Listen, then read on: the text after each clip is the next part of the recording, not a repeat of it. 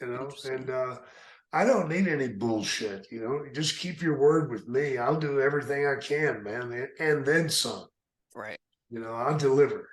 I Right. will deliver, and I always have.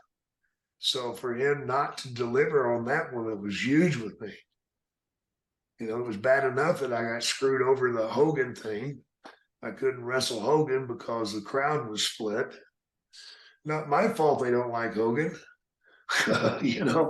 It's not my fault they're cheering for me. Let's get it out there and go. Hell, we were selling out. We only wrestled twice, and both of them were sellouts. So what the hell's the problem?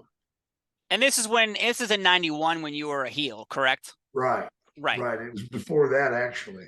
Okay, because in this, in the summer of 91, you turn a different page there where you were assisting the Ultimate Warrior to join the dark side to take on Undertaker, and eventually you were tricking Warrior into all these little games, and eventually you did turn. And I did hear a story when you were on Team Hogan at Survivor Series, and Hogan's like, I want to hold the snake, I want to be part of the snake, because Damien was over. You could have given the world title to Damien, and people would have been like, I'm down for this. Like, let's do this. Damien versus Frankie. Coco Beware's Bird. Let's do this. WrestleMania. Yeah, I'm ready.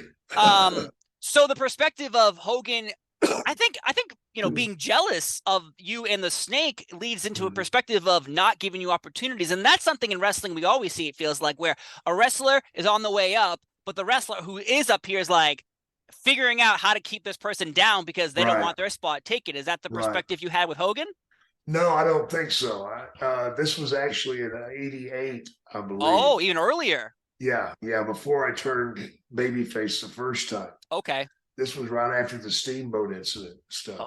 We did a couple of things. We did some vignettes and stuff out in Phoenix, and it looked like we were going to go with it. And whenever I DDT'd Hogan on the snake pit. I had the snake pit going, and left him laying, and came to the back. And Vince was like, "Just stand right here and wait till these people come up and start cheering for Hogan. They'll chant his name, blah blah blah blah. And you guys are going to make so much money." I'm waiting, and I'm waiting, and I'm waiting, and then the people started chanting, "DDT, DDT." That was the end of it. Wow. That was the end of it. Vince said, "We're pulling the plug on this shit." Interesting. I know other wrestlers had that same kind of situation where they were in certain towns. Dino Bravo is a good example of, he was supposed to fight Hogan in, I believe, Canada at some location, and Hogan said, no, we're not going to do this because we're in Dino Bravo's backyard. They're going to cheer Dino. That hurts Hogan. But in reality, the internet wasn't even around. So like, how would the rest of the world know that people are chanting DDT? Exactly. In this one town or these two towns. Exactly my point, man. Yeah. But they just didn't want it at all. Interesting. Maybe not upsetting the Golden Goose at the time, possibly. They said that it hurt their marketing.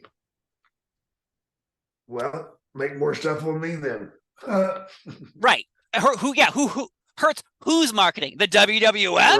Right. Or Hulk Hogan's? Both. It sounds like, when you're chumming out Hulk Hogan workout systems and tank tops and shirts and headbands and teddy bears. Well, why don't do the same thing for Jake the Snake? You had a little burlap sack bag that came with a rubber snake that it was so hard to find, but when you found it, it was like, oh my God!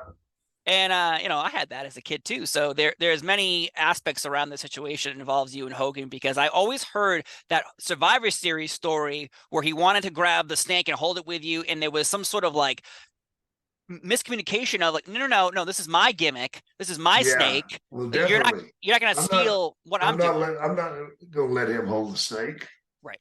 No way in hell. In fact, the story behind the scenes was, Vincent came to me and asked me if I could get a bigger snake because he wanted all four of us to hold it. He wanted Hogan to hold the head, me behind Hogan, and then Demolition behind me. And he wanted us to walk to the ring, all four of us carrying a huge snake. Well, I thought to myself, this screws my gimmick. Right. So I said, okay, I got to do what the boss said, get a bigger snake. He didn't say how big, though, did he? So I got a bigger snake. I got a 28-foot anaconda that weighed about close to 400 pounds. You know, his head was ginormous. He could have swallowed one of us. That's how big he was. And when that thing came out, Vince went, "Oh my God, hell no, get it out of here. Get it out of here." Well, Vince, I did what you asked. Yeah. Wow. Yeah, man, you gotta be more specific. If you're gonna screw with someone's cash, you better be more specific right. how big you want this snake. That's interesting. I always heard that Survivor Series story, and that's always a very weird perspective because when you're on top, you want to stay on top. But you know, there's always a list of wrestlers people put together, and you're always on it with $1 Million Man, even Mr. Perfect. Wrestlers who never won the world title. Right. But then the argument turns into, well, they're like, well, they didn't need it. And I've heard that on a podcast. They don't need it. What, they don't need more money in their pockets? What, they don't need more merchandise sales? What do you mean they don't need it? What are you talking about? Like, how do you feel about that perspective when people are like, oh, well, Jake was so popular, he didn't need the world title. Well, Hulk Hogan was so popular too. Why did he need the championship? Exactly. It's all bullshit.